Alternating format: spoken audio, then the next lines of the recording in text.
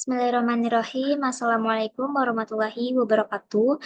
Yang terhormat Bapak Elif Fardiansyah, SSY, MSI, CWC Rifa, selaku dosen mata kuliah Makro Ekonomi Islam.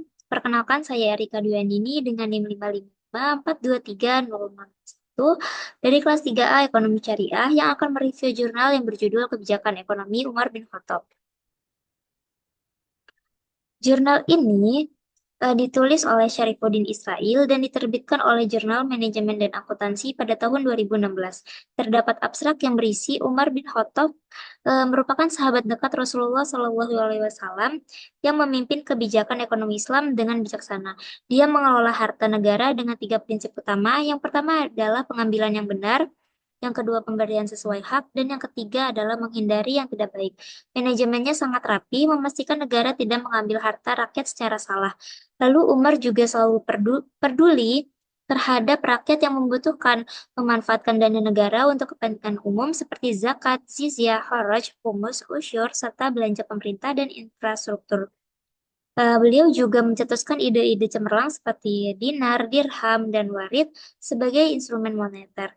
Kebijakan fiskalnya berdampak positif pada investasi, penawaran agregat, inflasi, dan pertumbuhan ekonomi, serta memberikan kesejahteraan bagi masyarakat.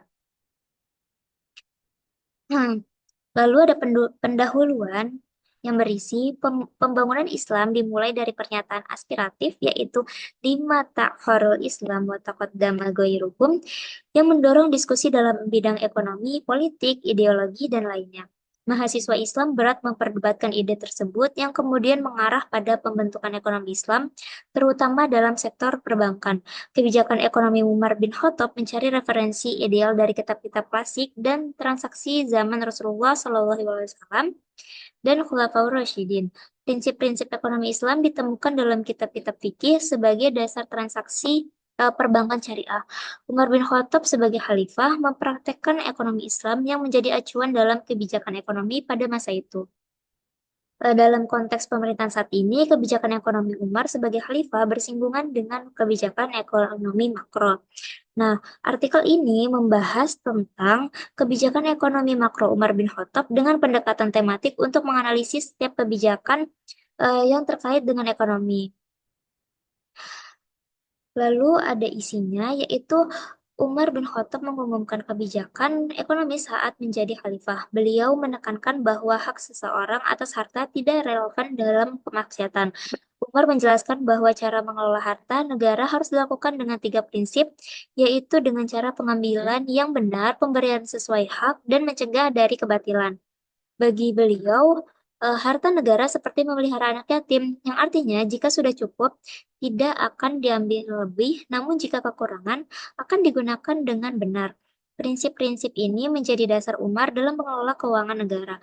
Prinsip pertama menunjukkan bahwa negara tidak akan mengambil harta rakyat secara tidak benar hanya dari sumber yang baik dan halal. Prinsip yang kedua menegaskan bahwa negara bertanggung jawab menjaga kesejahteraan rakyat dengan kekayaannya. Lalu yang prinsip yang ketiga adalah menekankan penggunaan harta negara untuk tujuan yang baik dan benar, bukan hanya untuk kepentingan pribadi atau politik. Lalu Umar bin Khattab memiliki kebijakan ekonomi makro yang penting untuk dipahami batasan antara ekonomi mikro dan makro. Sebagai seorang khalifah, kebijakan Umar secara otomatis merupakan kebijakan pemerintah. Nah, dalam ilmu ekonomi terdapat dua cabang pembahasan, yaitu ekonomi makro dan ekonomi mikro.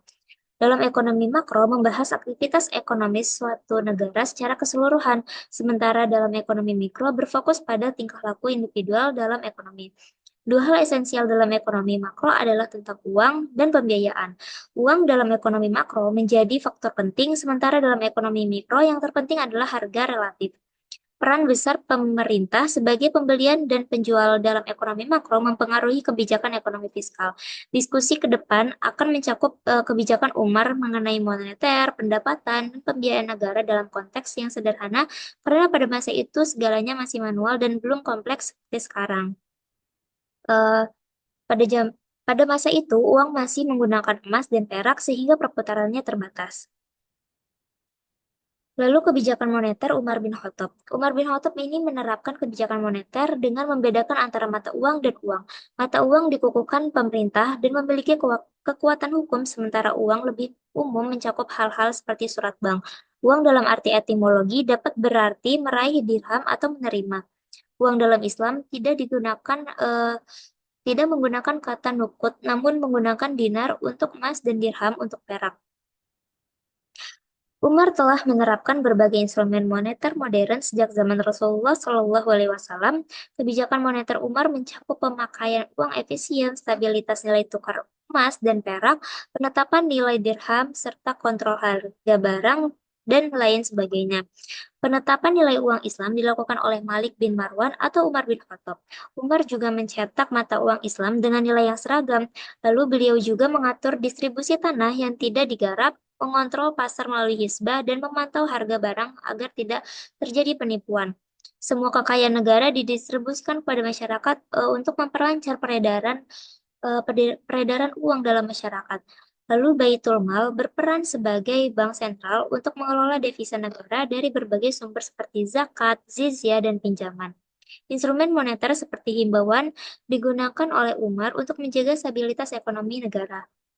Lalu Umar juga mengawasi pembayaran masuk dan keluar eh, kas negara tersebut, serta memberikan hukuman bagi yang tidak sanggup membayar jizyah ya dengan benar. Umar juga menerapkan transaksi tidak tunai dengan cek dan promissory notes untuk mempercepat distribusi barang-barang yang akan diimpor. Lalu kebijakan dan instrumen fiskal. Kekuatan fiskal suatu negara tergantung pada devisa yang dihasilkan, yang berkaitan dengan kebijakan pendapatan, belanja, utang, dan investasi negara. Struktur APBN mencerminkan kekuatan sebuah negara. Nah, dalam Islam ini, struktur arus devisa sudah dikenal sejak zaman Rasulullah Shallallahu Alaihi Wasallam dan diperbarui oleh Umar dengan penyesuaian sesuai perkembangan masyarakat Islam. Sistem pembiayaan fiskal dan penerimanya pada masa itu telah diperbarui untuk mencakup aspek yang lebih baik. Lalu kebijakan fiskal. Nah, Baitul Mal adalah lembaga pengelola keuangan negara yang memungkinkan pemahaman yang jelas terhadap kebijakan fiskal. Kebijakan fiskal Baitul Mal memberikan dampak positif pada investasi, penawaran agregat, inflasi, serta pertumbuhan ekonomi. Lalu terdapat tabel yang mana ada tabel penerimaan dan tabel penawaran dan tabel pengeluaran. Maaf. Lalu dari tabel penerimaan ini yaitu ada zakat, pengeluarannya yaitu penyebaran Islam, kharaj, lalu pengeluarannya pendidikan dan kebudayaan, jizyah, humus, usyur, fai, ghanimah, pinjaman, atau yang disebut utang, itu semuanya adalah penerimaan dari struktur pembayaran fiskal. Sementara pengeluarannya itu ada penyebaran Islam, pendidikan dan kebudayaan, pengembangan ilmu pengetahuan, pengembangan infrastruktur, pembangunan armada perang dan keamanan biaya moneter, ada gaji pejabat, gaji pegawai, pengembangan kekodian, terus pembangunan administrasi negara, serta layanan sosial, hadiah, dan bonus. Lalu lanjutan yang tadi, Baitul Mal, eh, lalu lalu selanjutnya perluasan Islam ke Irak dan Mesir meningkatkan pemasukan ghanimah dan fai. Umar menetapkan pos-pos pemasukan seperti Kharaj dan Irak. Ia juga pertama kali mentransfer pemasukan zakat dari daerah ke pusat. Nah, kebijakan fiskal Umar ini alhamdulillah berhasil menunjukkan jarangnya anggaran defisit, sistem pajak proporsional. Besaran haraj berdasarkan produktivitas lahan dan perhitungan zakat perdagangan berdasarkan keuntungan. Umar juga memberikan porsi yang besar untuk pembangunan infrastruktur seperti mendirikan kota Basra dan Kufah, eh, serta serta membangun kanal dari Fustat ke Laut Merah. Manajemen keuangan yang baik di Baitul Mal pada masa Umar mencapai penerimaan 180 juta dirham dengan jaringan yang efektif di daerah.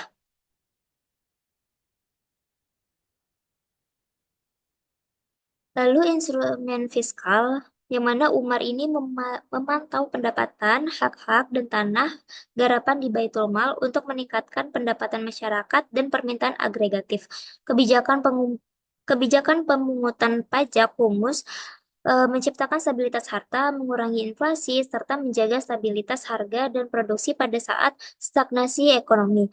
Pengaturan anggaran yang cermat dan proporsional menjaga keseimbangan keuangan negara tanpa defisit bahkan mencapai surplus. Lalu selanjutnya anggaran pendapatan negara. Pada masa itu, sumber pendapatan tidak hanya dari zakat tetapi juga dari kharaj atau yang artinya pajak tanah. Zakat dalam berbagai bentuk uang, biji-bijian, ternak, perak, dan emas. Selain itu, pendapatan juga berasal dari humus atau 20% dari harta rampasan perang. Lalu ada jizyah atau pajak untuk non-muslim. Dan ada usyur, bea cukai, lalu ada rikas atau 10% dari barang tambang, yang mana semua kewajiban pajak ini ditentukan dengan baik dan benar sesuai dengan kualitas dan kapasitas individu. Selanjutnya ada belanja pemerintah. Ada 5 belanja, yaitu belanja jihad atau militer, persenjataan, dan lain-lain sebagainya. Yang kedua, biaya perluasan Masjid Haram, kelambu wis dan kelambu kiswa oleh Umar, lampu penerangan masjid. Lalu yang ketiga, biaya penyimpanan harta zakat. Yang keempat, pembiayaan penjagaan dan penyimpanan harta umum. Yang kelima, yaitu biaya pengurus urusan darurat atau atawari.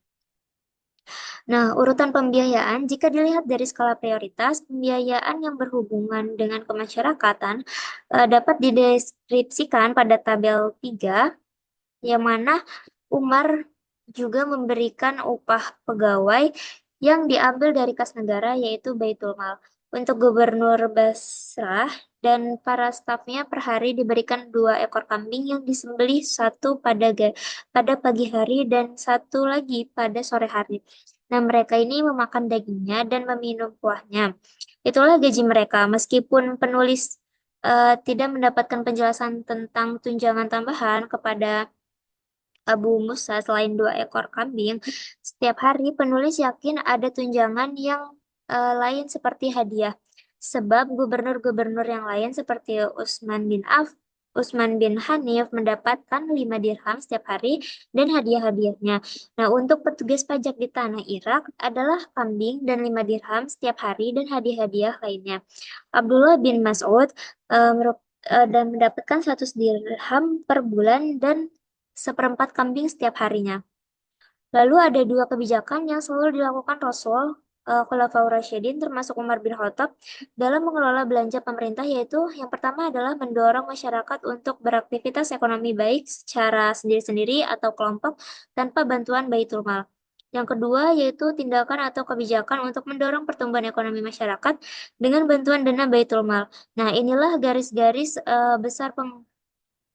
besar pengeluaran pemerintah Umar berdasarkan pada kemaslahatan umum.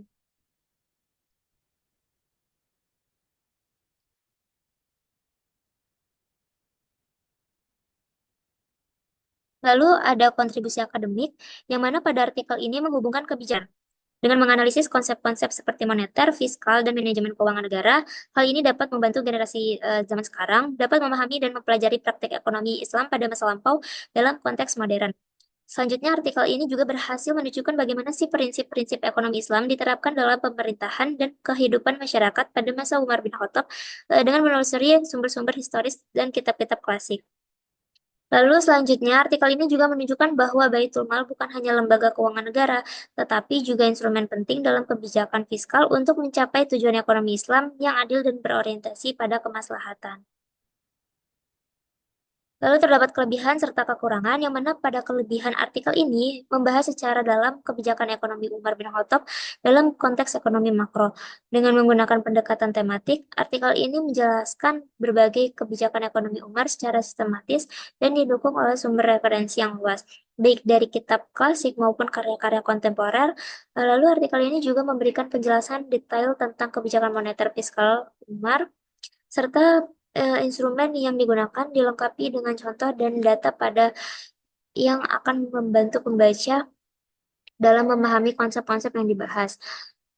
Lalu penulis juga menganalisis dampak kebijakan ekonomi Umar terhadap tingkat investasi, penawaran agregat, serta pertumbuhan ekonomi. Hmm, Lalu lalu kekurangan pada artikel ini yaitu tidak melakukannya perbandingan dengan kebijakan ekonomi pada masa khalifah lainnya atau dengan kebijakan ekonomi modern, serta kurangnya kesimpulan.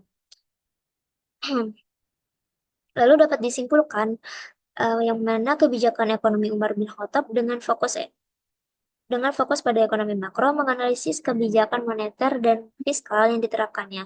Umar menekankan prinsip-prinsip keadilan dan kesejahteraan dalam pengelolaan harta negara, penggunaan Baitul Mal sebagai pusat pengumpulan dan penyimpanan dan penyaluran devisa. Lalu kebijakan Umar seperti penggunaan mata uang emas dan perak, pengawasan harga pasar, dan sistem pajak progresif bertujuan untuk mencapai keseimbangan ekonomi dan kesejahteraan rakyat.